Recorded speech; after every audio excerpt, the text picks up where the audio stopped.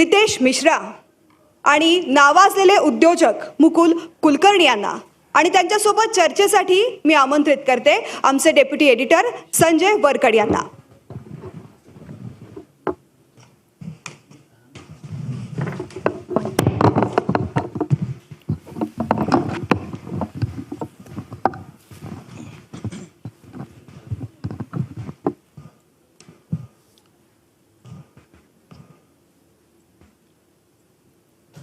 नमस्कार. New state महाराष्ट्राच्या vision Marathwada या कार्यक्रमात आपलं परत एकदा स्वागत. आत्ता आपण 3 सेशनमध्ये आधी राजकीय नेत्यांशी चर्चा केली. त्यांचे विकासाचे मुद्दे, सरकारचं धोरण आणि त्यांच्या पॉलिसीज काय काय त्यांच्या बाबतीत तर बोलले, राजकारणावरही बोलले. आणि सगळ्यात महत्त्वाचं म्हणजे केंद्रीय रेल्वे राज्यमंत्री रावसाहेब दानवे यांनी असं सांगितलं की मान्यवरांच्या ज्या सूचना येतील त्याच्यावर आम्ही गंभीरपणे विचार करू. त्याच्यामुळे मला असं वाटतं की ही चर्चा अत्यंत महत्त्वाची या सगळ्या सेशनमधली. आणि मला आनंद वाटतो की या चर्चेमध्ये जे मान्यवर उपस्थित आहेत त्यांचं या क्षेत्रातील, आपापल्या क्षेत्रातील नॉलेज खूप प्रचंड आहे. पायाभूत गोष्टींपासून तर भविष्यात काय करायचं या बाबतीतलं त्यांचं विजन अत्यंत क्लिअर आहे. आयकॉन स्टीलचे दिनेश राठी यांनी हा कार्यक्रम जेव्हा आम्ही सुचवला त्यावेळेस त्यांनी अतिशय आनंदाने आम्हाला या कार्यक्रमाला मदत करण्याचा निर्णय घेतला आणि आम्ही पुढं सरकलो. त्यामुळं सर्वप्रथम दिनेश राठींचं पुन्हा एकदा आभार. या कार्यक्रमासाठी म्हणजे मी जेव्हा पत्रकार या नात्याने विकासाच्या मुद्द्यावर चर्चा करतो तर माझ्यासमोर एक नाव सगळ्यात आधी येतं ते म्हणजे मुकुंद कुलकर्णींचं. आणि ते माझ्या विनंतीला नेहमी मान देतात. पुण्याचं सगळं आपलं शेड्यूल त्यांनी यासाठी रद्द केलं, त्याबद्दल त्यांचे पण सुरुवातीलाच आभार मानतो. या कार्यक्रमासाठी आपण सीड्स इंडस्ट्रीज असोसिएशनचे व्हाईस प्रेसिडेंट रितेश मिश्रा यांना पण निमंत्रित केलं होतं. त्यांना पण या कार्यक्रमासाठी बरीच कसरत करावी लागली शेड्यूल बदलण्यामध्ये. आणि 6-7 दिवस त्यांनी कमीत कमी हे सगळं घेण्यासाठी आम्हाला लावलं. पण हे 3 मान्यवर आपल्यासोबत आलेत. आपण चर्चेला सुरुवात करतो आहोत. या चर्चेची सुरुवात आपण बेसिकली आत्ता राजकारण आपण किती जरी नाही म्हटलं तर प्रत्येक गोष्टीत आपल्याकडे राजकारण येतंच. आणि या पलीकडे जाऊनसुद्धा आपल्याला जर मराठवाड्यासारख्या अविकसित भागाचा विकास करायचा असेल तर ज्यांनी खरोखर आपल्या कर्तृत्वानं या मातीमध्ये काही उभं केलेलं आहे अशा लोकांचे अनुभव आपल्याला ऐकायला आवडेल. मी जेव्हा तिघांनाही विचारलं तर मला दिनेश राठींनी असं सांगितलं की माझ्याविषयी मला फार विचारू नका, कारण ते फार वैयक्तिक होऊन जातं. तुम्ही मराठवाड्याचं विजन सांगा, महाराष्ट्राचं विजन सांगा, आपण सगळेजण एकत्र येऊन काय करू शकतो असे प्रश्न घ्या, जेणेकरून लोकांचे आणि मराठवाड्याचे प्रश्न सुटतील. पण तरीसुद्धा मला एक पत्रकार म्हणून नेहमी असं वाटतं की जेव्हा हा सगळा कार्यक्रम लोक बघत असतात तर त्यावेळेस त्यांना कुठंतरी असे तुमच्यासारखे तुमच्या वयामध्ये जे आज उमेद घेऊन बसलेले की मला कोणत्या वाटेने जायचं आहे काय नाही, तर त्या लोकांना एक दिशा सापडत असते. त्याच्यामुळे माझा पहिला प्रश्न दिनेश राठींना असा आहे की साधारणतः 25 वर्षापूर्वी तुम्ही जालन्यासारख्या शहरात, आज जालना ही देशाची स्टील इंडस्ट्रीचं हब म्हणून ओळखले जाते, पण जेव्हा आपण हा व्यवसाय करण्याचा निर्णय घेतला तेव्हा काही जालना स्टील इंडस्ट्रीचं हब वगैरे काही नव्हतं. व्यवसायच करायचा होता. पहिला एकच वैयक्तिक प्रश्न आहे, मला माहिती की तुम्ही मला विरोध केलेला आहे असं प्रश्न विचारू नका म्हणून, तरी पण विचारतो की 25 वर्षापूर्वी आपल्याला असं का वाटलं की आपण उद्योग करायचा आणि तो स्टील इंडस्ट्रीचाच करायचा? सर्वात अगोदर मी न्यूज नेशन चॅनलला ह्या कार्यक्रम सक्सेसफुली करण्यासाठी त्यांना शुभेच्छा देतो. आणि जेव्हा आम्ही कॉलेजमध्ये होतो त्यावेळेस काहीतरी वेगळं करायचं. आम्ही एक नेहमी पारंपरिक व्यवसायात होतो. माझ्या कपडाचा व्यवसाय होता आणि माझे पार्टनरचे वेगवेगळे व्यवसाय होते. माझे एक पार्टनर कॉलेजमध्ये प्रोफेसर होते. जेव्हा आम्ही शिकून कॉलेजमधून निघालो तर काहीतरी वेगळं करायचं होतं आणि काहीतरी वेगळं करायचं आणि हे पारंपरिक व्यवसाय नाही करायचं असं आमचं एक हे होतं. तर इंडस्ट्री करायची, काहीतरी मोठं करायचं असं. आम्ही काही जास्त इंजिनियर IIT वगैरे असं काही आमचं क्वालिफिकेशन नव्हतं, तरी आम्ही एक 5-6 लोक मिळून एक छोटंसं स्टीलचं कारखाना टाकलं आणि तिथून आमची सुरुवात झाली. नक्कीच. या क्षेत्रामध्ये दुसरा प्रश्न आहे की आपण 25 वर्षापासून आहात.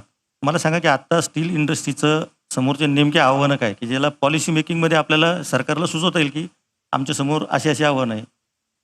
सर्वात अगोदर ही जालन्याची जी स्टील इंडस्ट्री आहे ही रिसायकलिंग बेस्ड स्टील इंडस्ट्री आहे.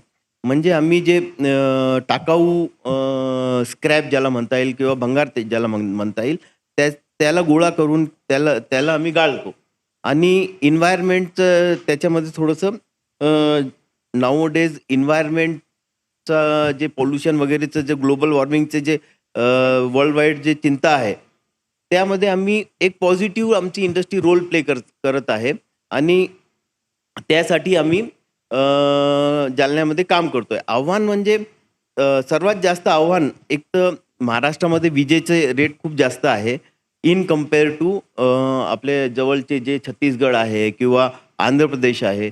तिथलचे रेट आणि महाराष्ट्राच्या रेटमध्ये खूप फरक आहे. महाराष्ट्रामध्ये विजेचे रेट जास्त असल्यामुळं थोडंसं इंडस्ट्रीला सर्वाईव्ह होण्यासाठी त्रास होतो. हा एक मोठं आव्हान आहे. आणि लॉजिस्टिक आत्ता नाऊ डेज वेस्टर्न महाराष्ट्रामध्ये ह्या वेस्टर्न झोन ऑफ इंडियामध्ये जालना एक सेंटर प्लेस झालेलं आहे स्टीलसाठी. पण जर हे पॅन इंडिया जर आपल्याला घेऊन जायचं जालन्याला, सर्वात अगोदर मराठवाड्याचा सर्वात मागासलेला जालना असं म्हटलं जात होतं. तर स्टील इंडस्ट्रीने जालन्यामध्ये एक थोडं डेव्हलपिंग पाथवर जालन्याला घेण्यात एक जालन्याचा एक वाटा आहे. आणि ही इंडस्ट्री एक पॅन इंडिया जावी अशी स्टील उद्योगांची एक इच्छा आहे. आणि ते त्यासाठी काय करायला पाहिजे, सरकारने काय करायला पाहिजे? जालन्याची कनेक्टिव्हिटी आता समृद्धी झालं किंवा अजून रस्ते वगैरे तर चांगले झाले, पण जालन्यामध्ये दुहेरी रेल मार्ग झालं, जसे मनमाडहून जालन्यापर्यंत डबल रेल्वे लाईन आली तर आम्हाला फ्रेट किंवा रेल मार्गेद्वारे पूर्ण भारतात आमचं फिनिश किंवा रॉ मटेरियल आणण्यात मदत होईल. हे जर झालं तर जालन्यात एक लॉजिस्टिकचा एक मोठा प्रॉब्लेम सॉल्व्ह होईल. मी आता मुकुंद कुलकर्णी यांना प्रश्न विचारण्यापेक्षा त्यांना या सगळ्या मराठवाड्याची माहिती आहे. आम्ही अनेकदा त्यांच्यासोबत चर्चा करतो. तर मला सांगा की 1-2 मराठवाड्याच्या उद्योगाचे, इथल्या गुंतवणुकीचे, रोजगाराचे साधारणतः प्रश्न काय, इथले काय प्लस पॉईंट आहेत? आपण जसं सांगितलं की इथं कुशल मनुष्यबळ, आपलं मागच्या चर्चेत आहे, सगळ्यात चांगलं कुशल मनुष्यबळ इथं मराठवाड्यात उपलब्ध आहे, पण त्याला काम नाही. एकूण असं 5-6 मिनिटांमध्ये आम्हाला मराठवाड्याच्या बाबतीमध्ये तुम्ही सरकारला आणि तुमचं विजन काय हे का? सर्वप्रथम आपल्या न्यूज चॅनलला मनपूर्वक धन्यवाद. राठीजींना मनपूर्वक धन्यवाद की त्यांनी संकल्प मराठवाड्यासारख्या कार्यक्रमाला सपोर्ट केलं. कारण जोपर्यंत हे विषय व्यवस्थित बोलले जात नाहीत तोपर्यंत ते ॲडमिनिस्ट्रेशनपर्यंत, पॉलिटिकल लीडरपर्यंत पोचत नाहीत. कारण त्यांच्या दैनंदिन व्यस्त जीवनामध्ये डेव्हलपमेंट, विकास या विषयाची खोली जेव्हा त्यांच्यापर्यंत पोचते त्यावेळेस ते ॲक्शन घेऊ शकतात आणि अशा कार्यक्रमांचा त्याच्यामध्ये फार मोठा सहभाग असतो. आपण मला 4-5 मिनिटं दिलीत, मी त्याच्यामध्ये या चर्चेला अतिशय चांगला बेस तयार होईल आणि मराठवाड्याचा व्ह्यू घेता येईल अशी काही आकडेवारी मांडतो, जेणेकरून की आपल्याला चर्चा करणं सोपं जाईल आणि इथून पुढे आपल्या लीडर्स समोर हा विषय पण मांडणं सोपं होईल. कारण समोर बसलेले आणि ऐकणारे प्रेक्षक हा विषय घेऊन पुढे जाऊ शकतात. पहिली गोष्ट एक समजून घ्यावी की साधारण 1980 पासनं महाराष्ट्रामध्ये विकासाची प्रॉमिनंट चर्चा व्हायला लागली आणि 78च्या सुमारास दांडेकर समितीची स्थापना झाली आणि मग संतुलित विकास, मागास विभागांचा विकास याच्यावर चर्चा सुरू झाली. त्यावेळेस पासून या 40 वर्षांमध्ये काय झालं याचा अंदाज जर घेतला तर आपल्याला लक्षात येईल की संकल्प मराठवाडा का गरजेचा आहे. जर 1980चे जर विचार केला आपण तर मुंबईला जर मुंबईचं पर कॅपिटा इन्कम म्हणजे दरडोई उत्पन्न जर 100 मानलं तर पूर्ण महाराष्ट्राचा जर विचार केला आजचे 34 जिल्ह्याच्या रेफरन्सनी तर 30 जिल्ह्याचं इन्कम 40 रुपयापेक्षा कमी होतं जर मुंबई 100 असेल तर. 40 वर्षामध्ये आज परिस्थिती अशी आहे की 18 जिल्ह्यांचं इन्कम हे 40 रुपयाच्या वर आहे जर मुंबईचं 100 घेतलं तर. आणि नेमका प्रॉब्लेम इथंच आहे की 40 वर्षांमध्ये मराठवाड्यातल्या 8 जिल्ह्यांपैकी छत्रपती संभाजीनगरच फक्त 40च्या वर जाऊ शकला. उरलेले सगळे जिल्हे मुंबईच्या तुलनेने 40च्या खाली आहेत. म्हणजे ज्यावेळेस 4 हा आकडा 18 होतो त्याच्यातला आपला फक्त 1 जातो आणि 7 पाठीमागे राहतात. मी दुसऱ्या आकड्याने सांगतो की मुंबई जर 100 असेल तर पश्चिम महाराष्ट्राने मुंबईच्या 100 असेल तर अंतर 20 कमी केलं. म्हणजे पश्चिम महाराष्ट्राचा आणि कोकणाचा विकास हा 20 रुपयांनी झाला. त्याच 40 वर्षांमध्ये आमचा विकास 6 रुपयांनी झाला. यामुळे एक लक्षात येतं की आपल्याकडे अशा संकल्पाची आणि या संकल्पातनं पॉलिसी तयार होण्याची गरज आहे. कारण संकल्पामध्ये चर्चा होते, घोषणा होतात, चांगली इच्छा व्यक्त केली जाते, अरे खरंच तुम्ही मागं राहिला याच्याबद्दल दुःख व्यक्त होतं, पण ऍक्शन येत नाहीत. ऍक्शन केव्हा येतील? ज्यावेळेस पॉलिसी तयार होईल. ऍक्शन केव्हा येतील? ज्यावेळेस परमनंट योजना तयार होतील. तर हा आपला प्रॉब्लेम आहे. जर महाराष्ट्रातले 34 जिल्हे पकडले, मी लेटेस्ट तयार झालेला पालघर घेत नाही, 34 जिल्हे जर पकडले आणि शेवटचे जर 14 अर्धे बॉटम 50% जिल्हे पकडले तर आमचे 7 जिल्हे त्याच्यामध्ये येतात. आणि म्हणून आपल्याकडे फोकस करणं गरजेचं आहे. आता आपण प्रश्न विचारू की आपल्या पॉलिटिकल लिडर्सना दोष देण्यात पॉईंट नाही. पश्चिम महाराष्ट्राच्या आणि कोकणातल्या पॉलिटिकल लिडरचं जरूर कौतुक करायला पाहिजे. आता ही ग्रोथ कुठून येते आणि त्याच्यावरनं ही चर्चा येईल ते बघा. फक्त इंडस्ट्री आणून ग्रोथ येणार नाही. मराठवाडा डिव्हिजन आणि अमरावती डिव्हिजन या दोन्हीमध्ये 71% जास्त लोक खेड्यात राहतात. याचा अर्थ ग्रामीण इकॉनॉमीला आपल्याला फोकस करायला लागेल. आणि जोपर्यंत आपण पर कॅपिटा इन्कम म्हणजे दर डोई उत्पन्न वाढवत नाही तोपर्यंत बदल होणार नाही. बॅकवर्ड रिजनला, मागास रिजनला योजना कुठल्या येतात की आपण म्हणतो रोजगार हमी चालवा. अच्छा, पाणी नाही आहे का तर टँकर द्या. रोजगार हमी चालवून टँकर प्रोव्हाइड करून विकास होणार नाही. विकासाला विकासाच्या योजना आणायला लागतील. आणि त्या दृष्टीने शेतीमध्ये विकास कसा होईल, शेती आधारित उद्योगांचा विकास कसा होईल, टुरिझमचा विकास कसा होईल, आणि मग पूर्ण मराठवाड्यामध्ये प्रत्येक जिल्ह्यात काही इंडस्ट्री जाऊ नाही शकणार, पण 4, 5, 6 असे लोकेशन्स येऊ शकतात का जिथे इंडस्ट्री डेव्हलप होऊ शकते, तिथं फोकस करायला पाहिजे. आणि माझ्या चर्चेचा शेवटचा मुद्दा आपल्या समोर मांडतो की मराठवाड्यामध्ये असे अनेक स्थानं आहेत जे तालुका किंवा ग्रामीण भागात आहे आणि टुरिझमसाठी, पर्यटनासाठी अत्यंत आकर्षक आहेत. आपण उदाहरण सिंपल म्हणून घेतो. लेटेस्ट आपण ऐकलं की वाराणसीचा कॉरिडॉर झाला, 12 ज्योतिर्लिंगापैकी एक, 800 कोटी. मग आपण उज्जैनचा कॉरिडॉर बघितला, 700 कोटी. त्याच्यापूर्वी सोमनाथचा कॉरिडॉर पाहिला, 400 कोटी. असे 3 कॉरिडॉर मराठवाड्यात येऊ शकतात.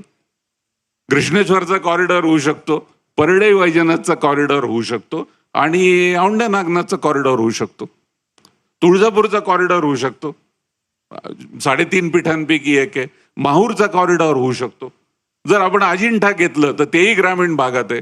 म्हणजे एक एलोरा म्हणजे वेरूळ आणि कृष्णेश्वर सोडलं जे औरंगाबाद जवळ आहे, छत्रपती संभाजीनगर जवळ आहे, उरलेले सगळे जी स्थानं आहेत ती ग्रामीण भागाला जवळ आहेत.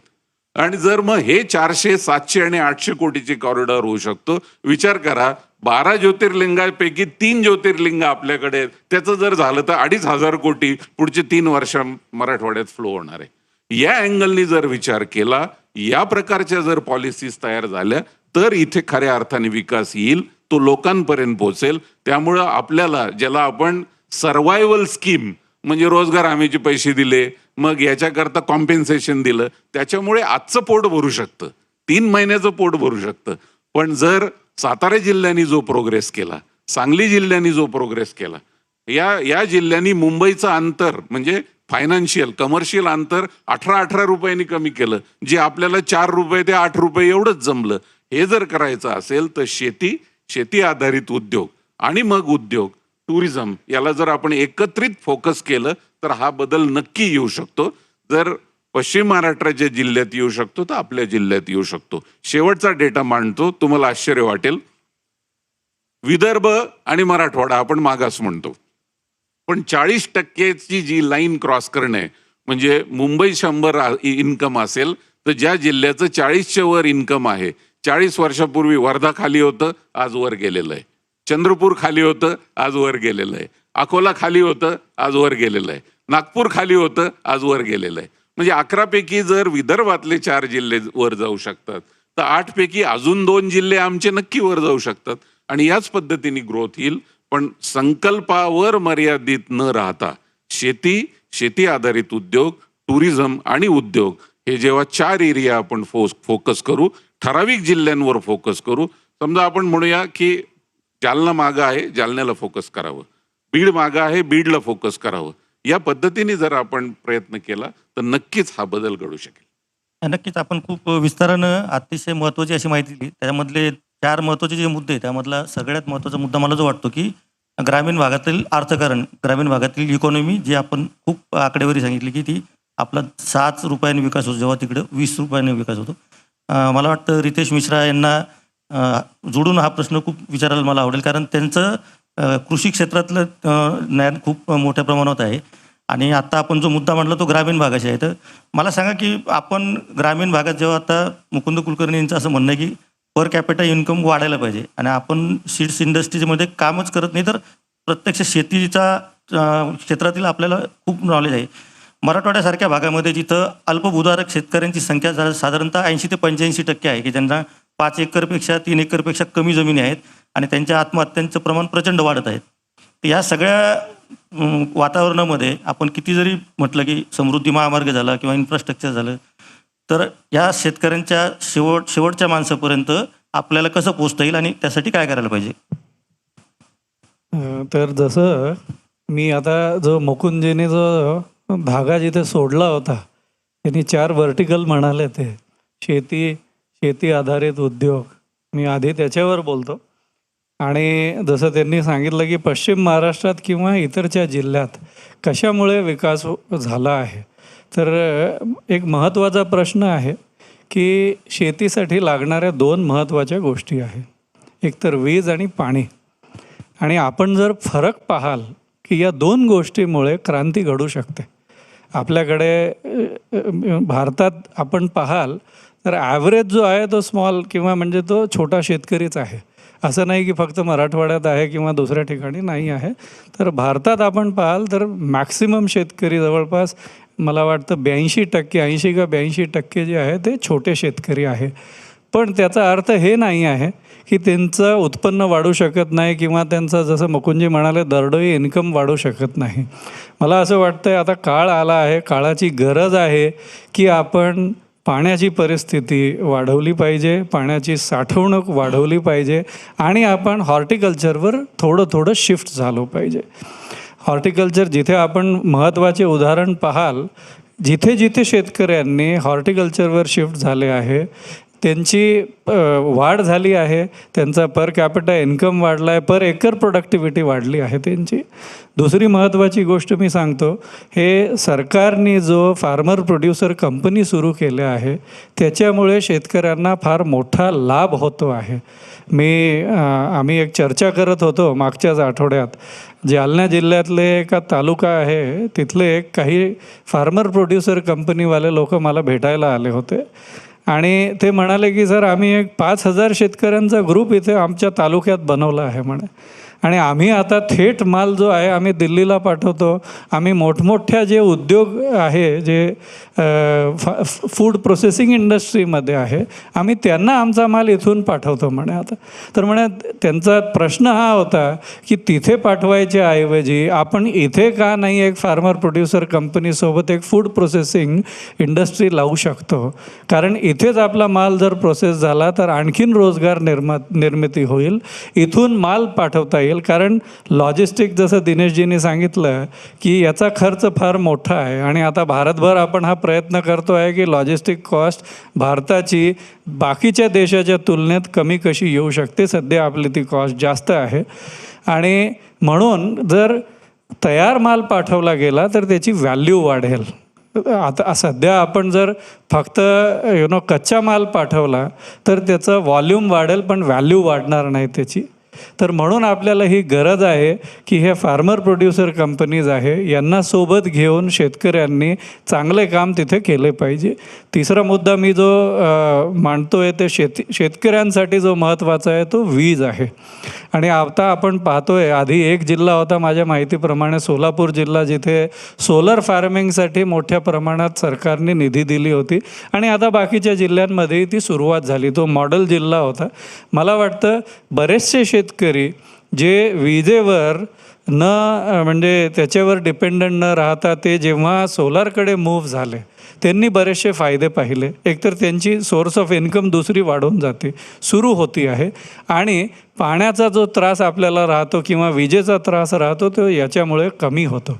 मागचे 4 वर्ष पाऊस फार चांगला झाला आहे सुदैवाने, आणि आपली अशी इच्छा राहील की तसाच पाऊस वर्षानुवर्ष पडावा मराठवाड्यात आणि इतर महाराष्ट्रातल्या भागातही. पण त्याला साठवण आपल्याला केली पाहिजे. पाणी 8 महिने राहतो, उरलेले 4 महिने सर्वात जास्त त्रास होतो. तर शेतकऱ्यांना तो पाणी कसा पुढच्या 4 महिन्यातही वापरता येईल त्याची प्लॅनिंग जर केली आणि शेततळं वगैरे बनवले तर त्याचा फार फायदा होतो, हे आपण पाहिलं आहे. एक शेवटचा मुद्दा मी मांडतो आणि मग आपल्याला पुढच्या याच्यासाठी देतो.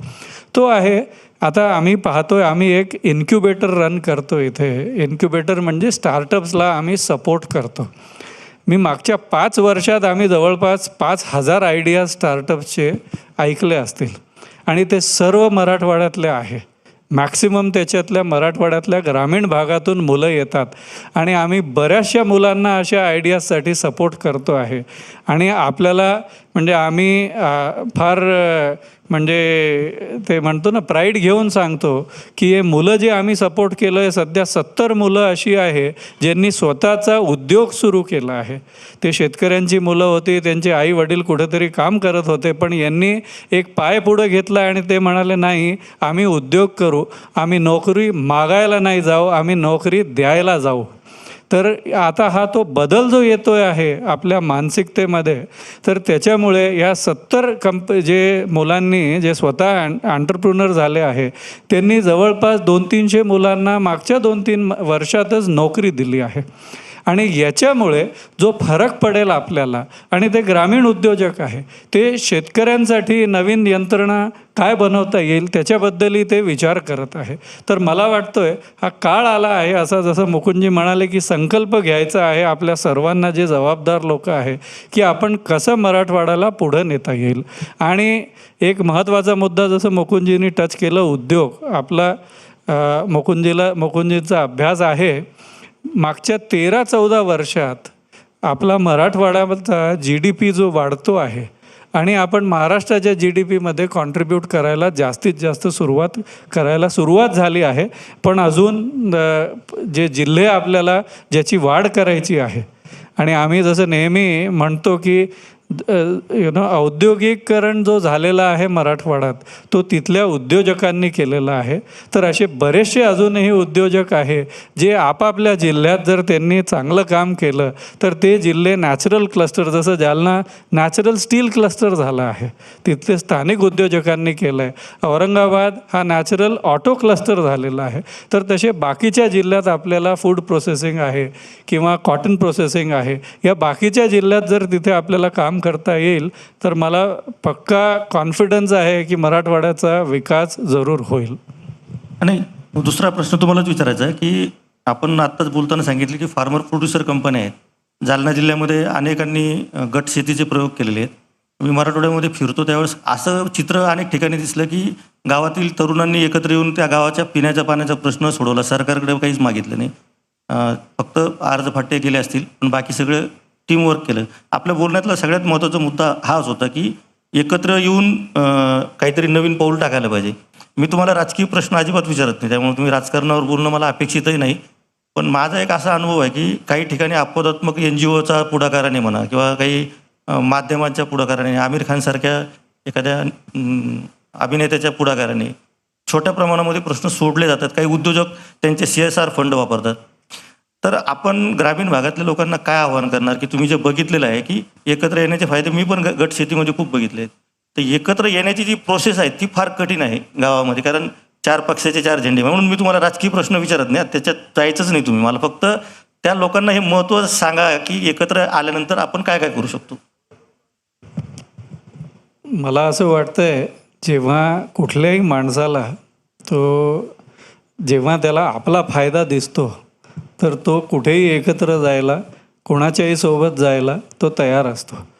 कारण त्याचं इंटेन्शन ते एकच असतं की मला या सर्व लोकांसोबत यायला. आता जसं मी उदाहरण दिलं आपला, तर जालना बुलढाणा हे 2 जिल्हे फार मोठे बियाणं इथे प्रोड्यूस होतं.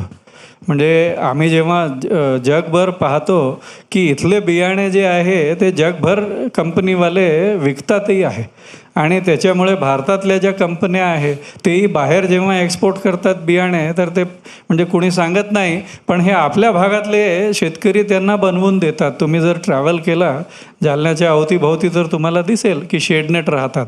या शेडनेटमुळे क्रांती आली आहे त्या गावात. तुम्ही कुठलाही भाग जा, जालन्यावरून तुम्ही बुलढाण्याकडे जा किंवा जालन्यावरून तुम्ही भोकरदनकडे जा, तर या रस्त्यावर तुम्हाला पांढरे शेडनेच दिसतील पूर्ण रोडच्या अवतीभोवती. हे इथे ते बियाणे प्रोड्यूस करतात. इथे ते उन्हाळ्यात ते ढोबळी मिरची वगैरे घेतात, ते जी दिल्लीपर्यंत पाठवतात. तर या सर्व गोष्टींमुळे या भागात क्रांती आली आहे, आणि हे पर एकर यांची दर एकराला यांना लाखात उत्पन्न गेलं या शेतकऱ्यांचं. म्हणून जिथे शेतकऱ्याला दिसेल की मला याच्यामुळे, आणि गटशेती जसं आपण म्हणालात, आणि एकत्रीकरण जेव्हा होईल शेतकऱ्यांचा, त्यांना ते भाव ठरवू शकतात. आता जसं आपण न्यूजमध्ये पाहतो कांद्याचा भाव पडला आहे, टमाटरचा भाव पडला आहे, तर इमॅजिन करा की फूड प्रोसेसिंग इंडस्ट्री. आता जसं आम्ही पाहतो की कधी दिल्लीत जा तुम्ही तर ते म्हणतात ही जालन्याची मोसंबी आहे, तुम्ही पंजाबला जा तर ते म्हणतात हा सोलापूरचा डाळिंब आहे किंवा नाशिकची द्राक्ष आहे. तर ह्या गोष्टी जेव्हा आपल्याकडे बल असतं आपण तेव्हाच हे डिक्टेट करू शकतात. आणि शेतकऱ्याकडे तो बल आहे की जेव्हा तो प्रोड्यूस करेल एकत्र आणि तो एकत्र विकेल तर तो भावही आपला ठरवू शकेल. मी परत दिनेश स्ट्रॅटेजीकडे येतो. वरकडजी मी या संदर्भात 2 मिनिटं बिलकुल बिलकुल. ग्रामीण भागाचा किंवा शेतीचा मी अभ्यासक नाही आहे, पण मी आवर्जून सांगली आणि सातारा जिल्ह्याच्या बॉर्डरला 2 दिवस अभ्यासाकरता जाऊन आलो. कवठे महांकाळ आणि तासगाव हे 2 तालुके मी याच्याकरता निवडले की आपण मराठवाड्यात नेहमी आम्ही आवर्षणग्रस्त आहे असं म्हणतो, म्हणून मी हे 2 तालुके निवडले आणि तिथे स्टडी करता गेलो. 2 दिवस 42 किलोमीटर अंतर फिरलो, 6 वेगवेगळ्या ठिकाणी मुलाखती घेतल्या लोकांच्या, केवळ विषय समजून घेण्याचा, कारण मराठवाड्याच्या विकासासंदर्भात अनेक वेळा चर्चा होते. या 2 तालुके आणि त्याच्या बाजूचे काही कोल्हापूर, सातारा आणि सांगली जिल्ह्यातले जर तालुके पाहिले, ज्याच्यामध्ये मुख्यतः आवर्षणग्रस्त तालुके आहेत, दररोज 1 कोटी लिटर दूध कलेक्ट होतं. ही जर इकॉनॉमीचं तुम्ही कॅल्क्युलेशन केलं तर वर्षाची इकॉनॉमी ही 10,000 कोटी रुपयांची आहे. आणि हे दोन्ही तालुके आवर्षणग्रस्त आहेत. हे मला माझ्या मराठवाड्यातल्या भावांना सांगावंसं वाटतं की आवर्षणग्रस्त दुष्काळग्रस्त तालुके जरी असले तरी ते दुधाचं सेंटर झालं. मी एका शेतकऱ्याकडे गेलो ज्याची 2 एकर जागा होती. मी त्याच्याशी बोललो, त्याला म्हटलं तू गाईचा म्हशीचा ऍक्टिव्हिटी सुरू केली, कधी सुरू केली? तो म्हणला 18 वर्षापूर्वी. कितीपासनं सुरू केली? तो म्हणलं 2 गायींपासनं. आज काय आहे? तर तो म्हणलं 50 गाई म्हशी आहेत.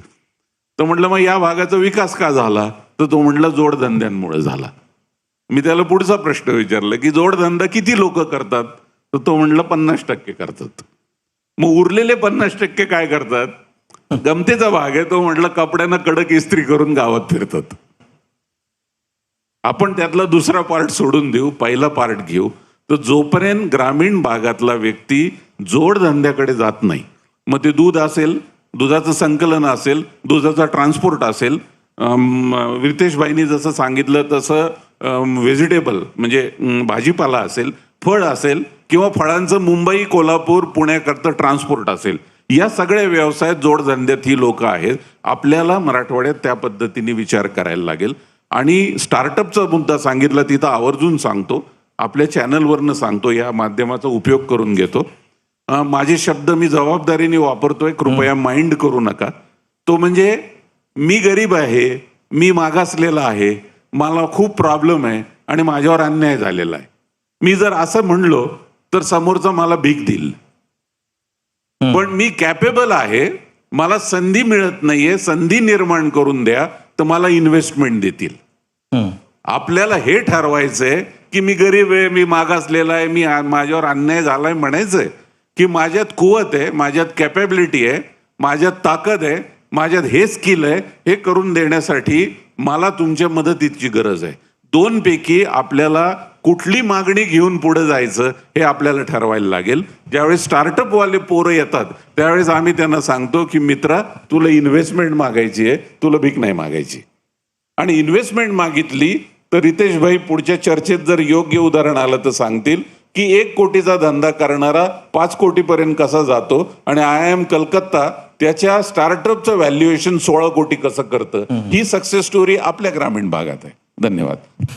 मी याला जोडूनच दिनेश राठेजींनाच विचारतो प्रश्न, की आता आपण चर्चा करताना एक फार महत्त्वाचा मुद्दा आलेला आहे की छत्रपती संभाजीनगर सोडून बाकीचे 7 जिल्हे जे आहेत ते अतिशय अविकसित आहेत. महाराष्ट्रामधले 14 जिल्ह्यांपैकी त्या 7 जिल्ह्यांमध्ये त्याचा समावेश होतो. तुमची आकडेवारी आहे. दिनेश राठे आणि बरेच जालन्यातील लोक आता तिथे एकत्रित प्रयत्न करत आहेत. मी आत्ता मध्यंतरी भेट दिली. या छत्रपती संभाजीनगर नंतर औरंगाबाद नंतर जालन्यामध्ये सामूहिक प्रयत्नातून बदल घडायला पाहिजे. तर तुमचे ते नेमके प्रयत्न काय सुरू आहेत? आणि दुसरं आपल्या बोलण्यातून एक आलं होतं की स्टील इंडस्ट्रीमध्ये काही जणांचं बघण्याचा, स्टील इंडस्ट्रीकडे बघण्याचा दृष्टिकोन चुकीचा आहे, पण ते आता त्यातून काय फायदे झालेले, रोजगार निर्मिती मागच्या काळात वाढलेली आहे. म्हणजे इतके हब जेव्हा झालं आहे, अजूनही नवीन नवीन इंडस्ट्री तिथं सुरूच होत आहेत. त्याचं काय कारण आहे आणि त्याच्याकडे कशा पॉझिटिव्ह पद्धतीने कशाला बघायला पाहिजे? सर्वात अगोदर तर जे स्टील इंडस्ट्रीचं जे परसेप्शन आहे की ही स्टील इंडस्ट्री पोल्युशन करते, मी तुम्हाला काही आकडे देतो की प्रायमरी प्रोड्युसर्स जे आहे, जे पारंपरिकरित्याने स्टील बनवतात आणि आम्ही जे जालन्यात स्टील बनवतो, 1 टनामागे पारंपरिकरित्याने जे स्टील बनवते ते 1 टन मागे 2.5 टन कार्बन डायऑक्साईडचं इमिशन करतात. आणि आम्ही जालन्याचे लोक ते फक्त 250 ते 300 kg 1 टनामागे कार्बनची इमिशन होतो. तोही कारण त्याचं आहे की आम्ही जे वीज वापरतो ती कोळश्याहून येते. आणि जर गव्हर्नमेंटने आम्हाला सोलरचं हे दिलं की सोलर प्लांट तुम्ही टाकू शकता किंवा त्याच्यामध्ये काही सबसिडी किंवा त्यांनी काही मदत केली तर तेही आम्ही पोल्युशन आम्ही कमी करू आणि 100% ग्रीन स्टील बनवू. पण एक जे परसेप्शन जे क्रिएट झालेलं आहे की आम्ही रिसायकलिंग इंडस्ट्री आहे आणि आम्ही जे करतो त्याच्यामध्ये पोल्युशन कमी होतो, ह्याऐवजी की पोल्युशन आम्ही कमी करण्यात पूर्ण मदत करतो. आणि दुसरं की तुम्ही सांगतायत की सामूहिक प्रयत्नाने स्टील इंडस्ट्री वाढण्याचा पूर्ण प्रयत्न करतोय. मागच्या आठवड्यात एक कार्यक्रमही झाला ना आपला, तो फार जालन्यामध्ये मोठा कार्यक्रम झालेला आहे. आणि स्टील सेक्रेटरीनी सुद्धा जालन्याचं कौतुक केलं की ही इंडस्ट्री जालन्यामध्ये असल्यामुळं पॉल्युशन कमी करण्यात याची खूप जास्त मदत होत आहे. आणि दुसरं ह्याला कसं वाढवावं, सर्वात जास्त जर रोजगार देण्याचं कोणती इंडस्ट्री काम करते तर ती स्टील इंडस्ट्री काम करते. आणि जालन्यात जे मागासलेलं, मराठवाड्याचं खूप मागासलेलं एक जिल्हा आहे, त्यामध्ये आम्ही जालन्यात मॅक्झिमम जास्तीत जास्त रोजगार आम्ही स्टील इंडस्ट्रीवाले देण्याचा प्रयत्न करतोय. आणि त्यामुळे जालन्याचं जे कुलकर्णीजींनी सांगितलं की जे पर कॅपिटा इन्कम आहे ते निश्चितच जालन्याचं स्टील इंडस्ट्रीमुळे वाढत आहे. मुकुंद कुलकर्णींना परत प्रश्न विचारतो की आता हे 4 मुद्दे सांगितले होते आपण, तर त्याच्यातला आपण एक मुद्दा आत्ता स्पष्टीकरण केलं की ग्रामीण भागातील अर्थकारण, इकॉनॉमी वाढण्यासाठी. दुसरा जो आपण क्लस्टरचा मुद्दा घेतला होता, तर त्यासाठी धोरण कसं ठरवलं पाहिजे, त्याची कसं असतं की डिमांड केल्याशिवाय तर सरकारही काही करत नाही, आपण मागतच नाही, तर मागूनही मिळत नाही अशी परिस्थिती. जी गोष्ट आपण सांगतच नाही आम्हाला हे पाहिजे, तर ते सांगायला पाहिजे. त्याच्यासाठी पुढाकार घेण्यासाठी, पावलं उचलण्यासाठी काय सूचना असतील सांगा, म्हणजे आपण माध्यम म्हणून त्याचा नक्की विचार करू. अत्यंत महत्त्वाचा पॉईंट आहे आणि बदल इथून घडणार आहे. एक लक्षात घ्या की सरकारसमोर कुठलंही धोरण ठरवताना फार फार मोठ्या अडचणी असतात. त्यामुळे सरकारला धोरण ठरवण्याकरता जी लोक अभ्यास करतात, ज्यांचा अनुभव चांगला आहे, किंवा मीडियानी नक्की सूचना दिल्या पाहिजेत. विषय असा येतो की क्लस्टर करायचे. मग प्रत्येक जिल्ह्यातल्या खासदाराला हे वाटतं की माझ्या जिल्ह्यात क्लस्टर व्हायला पाहिजे आणि त्याच्यात काही चुकीचं नाहीये. प्रत्येक आमदाराला हे वाटतं त्याच्या मतदारसंघामध्ये क्लस्टर व्हायला पाहिजे आणि त्याच्यात काही चुकीचं नाहीये. धोरण ठरवताना मला असं वाटतं की जर आपल्याला महाराष्ट्राचा संतुलित विकास साधायचा असेल आणि मागे राहणाऱ्या जिल्ह्यांवर जर आपल्याला लक्ष केंद्रित करायचं असेल तर धोरण ठरवताना सगळ्यात आधी महाराष्ट्राच्या सरकारने हे ठरवलं पाहिजे की पर कॅपिटा इन्कम म्हणजे दरडोई उत्पन्नाप्रमाणे आम्ही महाराष्ट्रातल्या 35 जिल्ह्यांची यादी करू आणि खालचे जे 40% जिल्हे आहेत त्याला आम्ही हात लावणार आणि त्याच्यात वाढ व्हायला पाहिजे. मग याच्यात डिस्प्यूट येत नाही. कारण हे जर खालचे जिल्हे जर घेतले तर याच्यात नंदुरबार पण येतं, याच्यात गडचिरोली पण येतं, याच्यामध्ये मराठवाड्याचे जिल्हे येतात आणि याच्यात वाशिम पण येतं. त्यामुळे सगळे विभाग याच्यात कव्हर होतात आणि आम्ही खालचे 40 घेतोय म्हणल्यावर ऑब्जेक्शन येत नाही. हा धोरणातला पहिला भाग असायला पाहिजे. आणि मग या ठिकाणी एक लक्षात घ्यायला पाहिजे की आपण खूप मोठ्या योजना जर जाहीर केल्या तर त्या रिअलाइज व्हायला मटेरियलाइज व्हायला चॅलेंजेस असतात. म्हणजे उद्या जर आपण घोषणा केली की आपण म्हणणार की परभणीमध्ये आम्ही 10,000 कोटीची इन्व्हेस्टमेंट आणू तर मला माफ करा ती आणणं खूप अवघड आहे. पण परभणीला सूक्ष्म लघु आणि मध्यम उद्योग डेव्हलप करू आणि ते शेती आधारित उद्योग असतील किंवा टुरिझम आधारित उद्योग असतील आणि अशी 200 उद्योग तयार करू तर हे शक्य आहे का? तर हे शक्य आहे. तर मग या ठिकाणी आपण क्लस्टर स्कीम जाहीर करावी की पर कॅपिटा इन्कमला खालचे 40% जिल्हे आणि त्या जिल्ह्यांना प्राधान्य देऊन शेती आधारित उद्योग टुरिझम आधारित उद्योग यांना आम्ही सपोर्ट करू कारण ते लवकर एस्टॅब्लिश होणं शक्य आहे. आणि एकदा का एका ठिकाणी इकोसिस्टम डेव्हलप व्हायला लागली तर ती इकोसिस्टम फार फास्ट डेव्हलप होते. याचं मी तुम्हाला 2 सिंपल उदाहरण देईल कारण मी संभाजीनगर पुणे गेले 20 वर्ष रेग्युलर प्रवास करतो, 30 वर्ष करतो. रांजणगावच्या अलीकडे सरदवाडी आहे आणि तिथं 2च हॉटेल होते जे भेळेचं काम करायचे आणि आपला पांढरीचं पूल आहे तिथंही एकच हॉटेल होतं जे भेळेचं करायचं. आज त्या दोन्ही ठिकाणी किती हॉटेल्स तयार झालेले आहेत बघा. एक लक्षात घ्या, इकोसिस्टम अशी डेव्हलप होत असते. तुम्ही लातूरला, तुम्ही धाराशिवला, त्याच्यानंतर परभणीला, जालन्याने प्रूव्ह केलेलं आहे, हे मॉडेल स्टडी झालेलं आहे की स्टील इंडस्ट्री कुठलंही बॅकग्राऊंड नसताना कशी डेव्हलप होऊ शकते. असे जर आपण काही क्लस्टर डेव्हलप केले तर 50-60 उद्योग निर्माण होईपर्यंत सपोर्ट करायला लागतं. त्याचे 200-250 उद्योग आपोआप होतात. तर क्लस्टर स्कीम राबवताना महाराष्ट्राच्या शासनाने तळातले 40% जिल्हे, मग ते कुठलेही असो, मराठवाड्यातले असतील, विदर्भातले असतील, कोकणातले असतील, पश्चिम महाराष्ट्रातले असतील, नाही तर उत्तर महाराष्ट्राचे असतील, त्यांनी बॉटम 40वर कॉन्सन्ट्रेट करावं, त्यांना सपोर्ट करावा आणि त्या एरियाची स्ट्रेंथ काय आहे आणि पर्टिक्युलरली अमरावती डिव्हिजन आणि मराठवाडा डिव्हिजन यांना जर आपण शेती आणि शेतीपूरक उद्योगाला जर आपण कॉन्सन्ट्रेट केलं तर आपला चित्र बदलायला लागेल आणि क्लस्टर स्कीम डेव्हलप झाल्यामुळे तिथं एक छान इकोसिस्टम तयार होईल. या क्लस्टर स्कीमला उदाहरण घेऊन मी बोलतो आपल्याला की त्याच्या आधारावर आता जसं मी बोललो आणि मुकुंदजी म्हणाले की जालन्यात नॅचरल स्टील क्लस्टर आला आहे, संभाजीनगरला ऑटो इंडस्ट्रीचा स्टील क्लस्टर झालेला आहे, लातूरचा आपण बोललात मुकुंदजी, एज्युकेशनल क्लस्टर लातूरला आपल्याआप होऊ शकतो.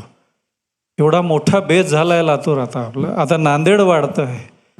बीडला आपण म्हणतो आम्ही प्रयत्न केला होता खवा क्लस्टरसाठी, कुंदलगिरीचा जो पेढा होता, तर हे का नाही आपण बनवून तिथे भारतभर आपण तिथून हे सर्व माल पाठवू शकतो आणि आता भारतभर नाही राहिलं आपण एक्सपोर्टही करू शकतो. आणि तर हे पॉसिबल आहे. तिथला जो स्थानिक उद्योग आहे आणि MSME जसं मुकुंदजी म्हणाले हा फार मोठा रोल प्ले करू शकतात तिथल्या विकासात, त्या जिल्ह्याच्या विकासात आणि त्यांना एकत्रीकरण आणि त्यांना एकत्र आणणं हे आपलं काम आहे. आपण जर सुविधा दिल्या तिथे आणि त्यांना एकत्र आणलं तर आपले आप येतील. स्टीलमध्ये एकाने सुरू केलं आणि मग आज जेवढे काही झाले तेवढे झाले. ऑटोमध्ये एकाने सुरू केलं होतं आधी, सर्व लोक बाहेरून नव्हते आले इथे. तर हे पॉसिबल आहे आणि वेगवेगळ्या जिल्ह्यात आपण जर असं तिथल्या स्ट्रेंथ आपण पाहिल्या तर हे होऊ शकतं. शेवटचा प्रश्न विचारतो, तुम्ही दोघांनी उत्तर दिले तरी चालेल दोघांपैकी. माझ्या आपल्या चर्चेमध्ये एक फार महत्त्वाचा मुद्दा आला की ग्रामीण भागातला विकास करायचा असेल तर वीज आणि पाणी आहे. म्हणजे रितेश मिश्राजींनी जो मुद्दा मांडला, तर आपण खूप मराठवाड्यात फिरताना दिसतं की पाण्याचा प्रश्न फार हे आहे. आत्ता चर्चेत पण आलं की एक अहवाल आला आहे की मराठवाड्याचा वाळवंट होतो आहे. त्याच्यावर आपल्याला खूप काम करावं लागणार आहे त्या पाण्याचा वापर कसा करायचा या बाबतीत काही जणांनी खूप चांगले रोल मॉडेल तयार केलेले आहेत. आणि विजेचा प्रश्न तर 100% तो सरकारवर अवलंबून आहे. आत्ता तरी आपल्या हातात तो चेंडू नाहीच आहे. सौर ऊर्जेचा एक मार्ग आहे. ह्या सगळ्या प्रश्नाकडं बघताना याचं सोडवणूक करण्यासाठी लोकांनी आणि सरकारने मिळून काय करायला पाहिजे.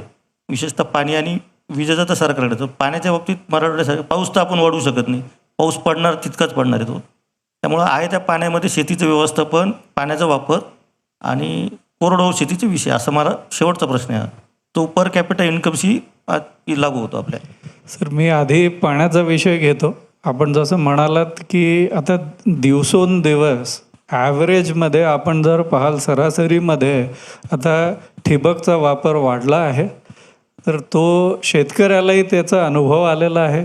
जवळपास 40 ते 60% पाणी ठिबक असल्यामुळे, ठिबक लावल्यामुळे कमी लागतं हे शेतकऱ्यालाही आता माहीत आहे. आणि शेतकरी वर्षानुवर्ष हळूहळू त्याची थोडी शेती का होईना त्याच्यावर तो ठिबकवर शिफ्ट करत चालला आहे.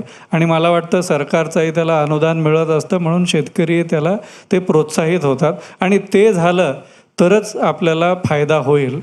पर एकर, मी जसं म्हटलं तुम्हाला, पर एकराला आपला उत्पन्न कसा वाढवता येईल, आपली प्रोडक्टिव्हिटी कशी वाढवता येईल, त्याच्यावर भर देणं फार गरजेचं आहे. आणि ते ठिबकमुळे होईल किंवा बाकीच्या नवीन तंत्रज्ञानामुळे होईल. दुसरी महत्त्वाची गोष्ट मी जो सांगतो, मला जे वाटतं आहे की एकतर शेतीमध्ये ऑटोमेशन आणि मेकनायझेशन. कारण आपण म्हणतो इकडे की माणसं शेतात मिळत नाही काम करायला, तर आम्ही त्याच्यावर भर देतो आहे. आम्ही म्हणून जसं मी सांगितलं आपल्याला बऱ्याचशा स्टार्टअप्सला सपोर्ट करतो आहे की ते ग्रामीण भागात आणि शेतीमध्ये ते कसं ऑटोमेशन आणि मेकनायझेशन शेतीचा कसा होऊ शकेल ते आपल्याला करणं गरजेचं आहे. ज्याच्यामुळे त्यांची कॉस्ट ऑफ कल्टिवेशन, म्हणजे जेवढी पैसे आपल्याला लागतात शेती करायला दर एकराला, ते कमी कसं होईल, त्याच्यामुळे त्याचं उत्पन्न वाढेल. विजेचा भाग जो आला आहे, मी जसं आपल्याला म्हटलं, जेवढ्या लोकांनी सोलार पंप लावलेले आहे त्यांना आपण भेटा, त्यांना बोला. त्यांना एक पैशाचा त्रास नाही आहे. ते म्हणतात आम्हाला वीज मुबलक त्याच्यामुळे आम्ही जनरेट करतो आहे. जेव्हा पावसात त्यांना पाण्याची गरज कमी पडते. बाकीचे 8 महिने भरपूर ऊन आहे आपल्याकडे, त्याच्यामुळे आपण ते सुदैवानं आपल्याला देवाने जे दिलेलं आहे त्याचा उपयोग आपण सोलार फार्मिंगच्या थ्रू केला पाहिजे. सोलार पंपचा वापर जास्तीत जास्त केला पाहिजे. आणि ग्रीडवर जर सप्लाय केला तर त्याचाही त्यांना, जो मुकुंदजी म्हणाले, जोडधंद्यामुळे तोही एक फायदा होतो. ॲडिशनल इन्कम त्यांना मिळायला सुरुवात होते. शेवटचे 5 वाक्य सांगतो. आणि मराठवाड्यातलं उदाहरण घेतो. आमचे वरिष्ठ मार्गदर्शक आहेत, नावानुसार उल्लेख करतो, BB ठोंबरे साहेब, नॅचरल शुगर कळंब. त्यांनी त्यांच्या शुगर फॅक्टरीच्या आजूबाजूला माझ्या अंदाजाने कमीत कमी 50 किलोमीटरची चर खांदलेले आहेत. 375 mm पेक्षा जास्त पाऊस पडत नाही. आणि ते तिथल्या शेतकऱ्यांना सांगतात की माझ्याकडे 5 एकर जागा आहे, माझ्याकडे 7 एकर जागा आहे आणि माझ्याकडे पाणी नाही आहे, असं रडत बसू नको. तुला शक्य एकटा असशील तर 5,000चं ग्रीन शेड नेट टाक. 2 जण असतील तर 10,000चं ग्रीन शेड नेट टाक. आणि त्यांनी त्यांच्या शुगर फॅक्टरीकडून कोल्ड स्टोरेज बनवून दिलेलं आहे. आणि जे भूमिहीन आहेत त्यांना सांगितलेलं आहे ते ट्रान्सपोर्टेशनचा व्यवसाय टाक. जोपर्यंत आपण मराठवाड्यातले नागरिक माझं पाणी मी वाचवेल आणि माझी उद्योजकता वाढवेल, म्हणजे शेतकरी असलं तरी ही उद्योजकता आहे. मी 7 एकरावरनं 5,000 स्क्वेअर फुटात शेडनेट टाकतो, असा आपल्याला स्वतःला प्रोग्रेसिव्ह विचार करायला लागेल. ही मानसिकता जर बदलली तर, जर कवठे महांकाळ तालुका अवर्षणग्रस्त असताना त्याचा पर कॅपिटा इन्कमची ग्रोथ 20 असेल, तर आमच्याही अवर्षणग्रस्त तालुक्याची ग्रोथ 20 व्हायला लागेल. ही मानसिकता बदलली की बदल होऊ शकतो. शेवटचं रिस्पॉन्सिबिली वाक्य वापरतो. जेव्हा रेसमध्ये लोक पैसे लावतात, तो जो घोडा विजेता होऊ शकतो त्याच्यावर पैसे लावतात. आपल्याला मराठवाड्यातल्या लोकांना हे सिद्ध करणं गरजेचं आहे की मी सुद्धा विजेता होऊ शकेल, आपल्यावरही इन्व्हेस्टमेंट लागू शकते. तर गरज याची आहे संकल्पाबरोबर पॉलिसी बरोबर की आपण आपल्या मानसिकतेतनी हे सिद्ध करून द्यायला पाहिजे की माझ्यातही विजेता होण्याची उमेद आणि स्किल आहे आणि मी ते दाखवणार आहे. धन्यवाद. धन्यवाद. खूप चांगली चर्चा आपण केली. यानंतरही आपण संकल्प मराठवाड्याच्या या कार्यक्रमात चर्चा करतच राहू. आता इथंच थांबू. धन्यवाद.